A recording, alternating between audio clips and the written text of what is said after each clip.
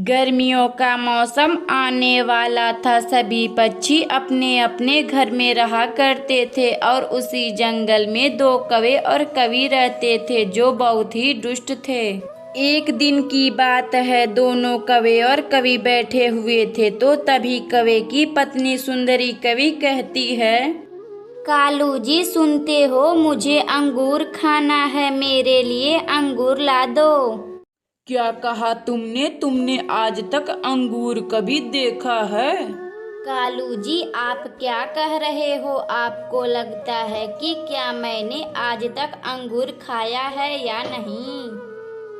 हाँ हाँ सुंदरी, तुमने आज तक कभी अंगूर ही नहीं खाया होगा। और इतना बात कहकर कालू कौवा जोर जोर से हंसने लगता है और सुंदरी कवि उदास हो जाती है।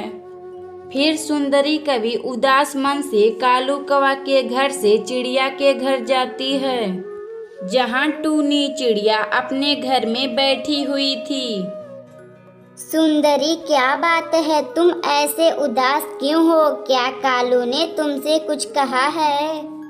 हाँ टूनी बहन, मैंने कालू से अंगूर खाने के लिए कहा था, लेकिन उसने मेरा बात नहीं माना और मुझे अंगूर खिलाने नहीं ले गया। जाने दो सुंदरी बहन, चलो हम लोग गोलू चाचा के साथ अंगूर खाने चलते हैं। फिर सुंदरी कवि और टूनी चिड़िया एक साथ मिलकर गोलू चाचा के घर जाती हैं। चाचा जी, ये मेरी सहेली सुंदरी है और इसे अंगूर खाना है, क्या आप इसे अंगूर के पास ले चलोगे? क्या कही टुनटुनी, तुम्हें पता भी है वह अंगूर का बगीचा एक कबूतर का है, जो वहाँ जाता है उसे कबूतर बहुत तेज से मारता है।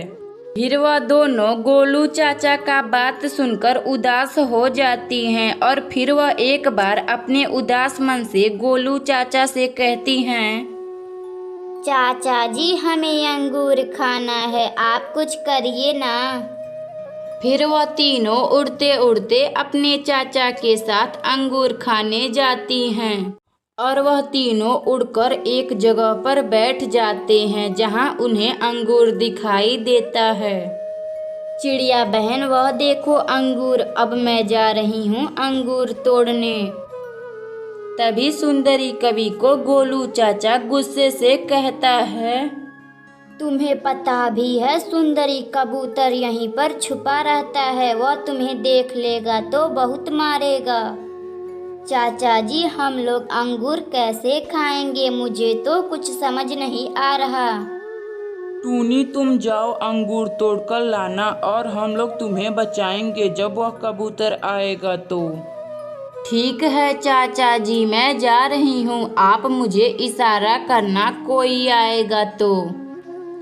फिर वह टुनटुनी चिड़िया उड़कर उस अंगूर के खेती के पास जाती है और कुछ अंगूर तोड़कर अपने चाचा और अपनी सहेली के पास आती है।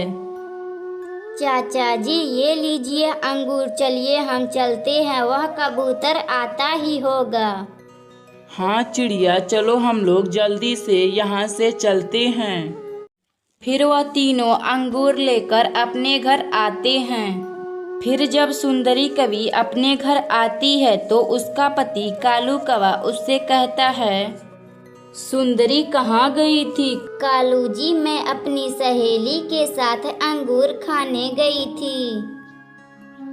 फिर वह कालू कौवा अपनी पत्नी सुंदरी कवि से कहता है, सुंदरी मुझे माफ कर दो, मैंने तुम्हें अंगूर खिलाने नहीं ले गया।